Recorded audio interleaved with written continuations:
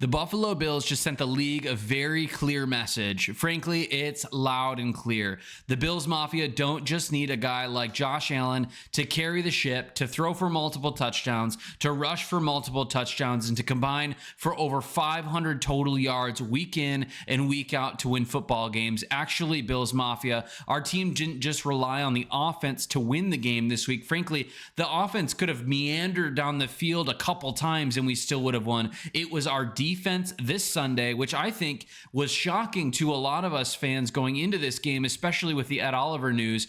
But we didn't just beat the New York Jets earlier today. We absolutely erased them. Justin Fields, who had a great week one, Garrett Wilson, who had a great week one, Breece Hall, who had a great week one, had a terrible game against the Buffalo Bills at MetLife today in East Rutherford, not even in New York, of course, but Justin Fields completed less than 5 passes. Breece Hall, the Jets offensive running back, who's kind of a centerpiece in their team, he was bottled up, and Joey Bosa went insane. He delivered one of the most dominant performances that we've seen from an edge over the last 5 years. We're going to break that down today, but the message is loud and clear. This team is no longer carried alone by Josh Allen. This team can win with defense, with depth, and with discipline. Here's how I'm going to unfold it today. I want to get into how the offense of the Jets was erased. Then I want to talk about some of the younger defenders who showed up, who stepped up, and after that, I want to look at Joey Bosa as kind of had a masterpiece of a game. And finally, what really links this team together and makes it complete at this point in the season. But let's get right into it. So first, I want to talk about the erased offense of the Jets. Again, the Jets entered this game with a level of momentum. In week one, they had 350 total yards, and Fields showed flashes of danger with his legs. Not only with his legs, but also in the passing game. He was continually linking up with Garrett Wilson, which I was thinking, and I was saying going into this game with some of our corners, with some of our safeties, that I was frankly pretty worried about what this guy could do and how they would maybe line up against our defense. But Fields only completed 3 passes for 27 yards and no touchdowns. Yeah, Tyrod Taylor came in the game later on after the injury to Fields, but this was the lowest passing stats for the starting quarterback of the Jets that we've seen in a long while. It might have been the lowest. I don't know that for sure. I didn't look up the stats, but Hall only rushed 10 carries, 29 yards, so less than 3 yards per carry, which is a very low number, especially for a guy with his level of talent. But outside of Garrett Wilson's 50 receiving yards, the tight ends and the other receivers were just nothing. Yeah, Jeremy Rucker caught the touchdown, and Mason Taylor, their other tight end, had one catch for 5 yards, but really their passing game did absolutely nothing. They finished with less than 160 total offensive yards, 11 first downs, and only converted 2 of 11 third downs to first downs. And for 3 quarters, they really only had 100 yards. Again, this wasn't a stumble. The Buffalo Bills defense suffocated the offense of the New York Jets, and it was an amazing thing to see, especially coming after our week one, just pass happy, running happy defensive game against the offense of the Ravens this last week. But the second thing I want to get into here is the depth and the stepping up of the young players. Now, of course, we've got a couple guys that are just really noteworthy. One, Cole Bishop.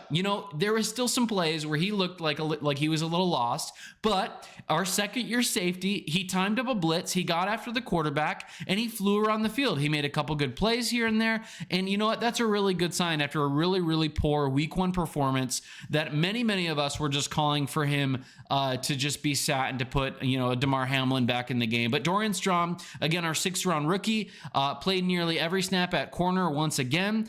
He was different. He didn't break under pressure. Again, I think we might have maybe seen Justin Fields try to work against him. We didn't necessarily see this. But then again, Deion Walker, a rookie defensive tackle who we took, who's been incredible. We know that Ed Oliver's been pouring into him. He stepped in. He rotated in for Ed Oliver, and he even added 2 tackles himself and a half sack with Greg so, feeling the other side of that. But these weren't just background names. These are young guys who are coming into our team and establishing their own. Buffalo's defense wasn't just powered by stars. It was also powered by some of these younger players, these first year and second year players. And that's a very, very good sign as we're in this stage of the season where we were really concerned about injuries.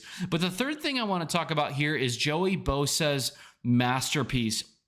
Now, Joey Bosa only played 26 snaps in this game, as far as I could find. He had 6 pressures, two QB hits, 2 forced fumbles, and 1 sack that frankly knocked Fields out of the game. Right, that's disruptive early on, and PFF rewarded him, and we can even see this quote from here. PFF rewarded him a 99.5 grade, and one analyst called this the highest they've seen in 5 years in covering the NFL. And whether it's the single highest or not, the specifics don't matter. He had an insane game, and for us as Buffalo Bills fans, we've been waiting all year, really all the last 3 years, ever since we saw glimpses of it with Von Miller. We've been waiting for somebody to come in and be consistent.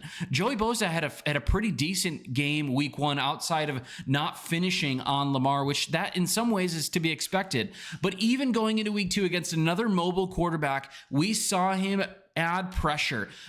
Pressures, we've talked about this in the offseason. Pressure rate does really matter in defenses. It puts offenses off script, and it causes maybe not just for the individual defender, like a Joey Bosa who only had 1 sack this game, but it creates opportunities for other guys to get after the quarterback and other areas of the defense to excel, even if we're, not stat padding or getting, after the quarterback ourselves. So whether or not, again, this was the single highest graded season in the last 5 years or not, it underscores ultimately that Joey Bosa was becoming and showing that he even after his injuries in these last couple of years, he can still contribute and play at a pretty high level. And that wasn't just a good night. That was a very dominant performance. And again, we haven't really seen our edges get after the quarterback consistently in years. We saw flashes with Von Miller, but with Joey Bosa, who's 30 years old, who's not injured right now, we're really hopeful to see him continue to play at this level. But the fourth and last thing I want to talk about today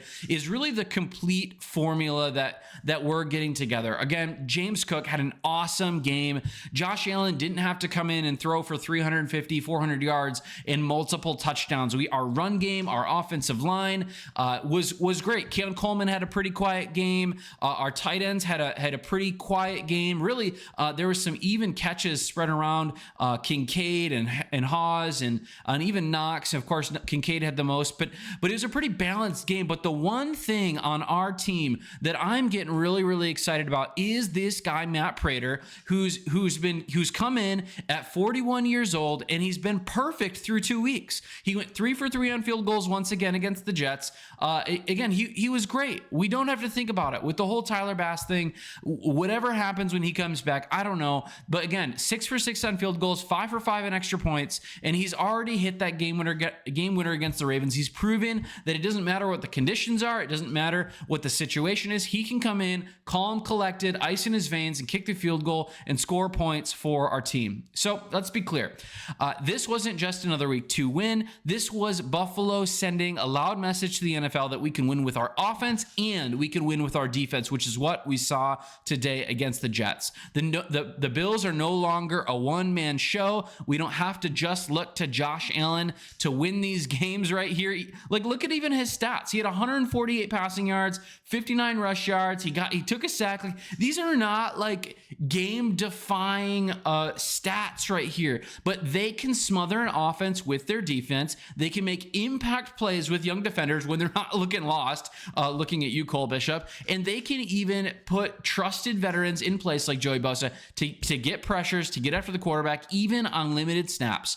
Fields can't throw, Hall can't run. The Jets couldn't move the ball. The Jets couldn't stop anything. The Jets couldn't breathe, and Joey Bosa is dominant. This is exciting for the Bills. Bills Mafia, I want to hear from you, though. What did you love about today's game? What got you excited? Again, I was predicting earlier this week that we'd give up about 20 points to the Jets. That didn't happen. I'm ecstatic about that. Frankly, we really only gave up about 3 points to them.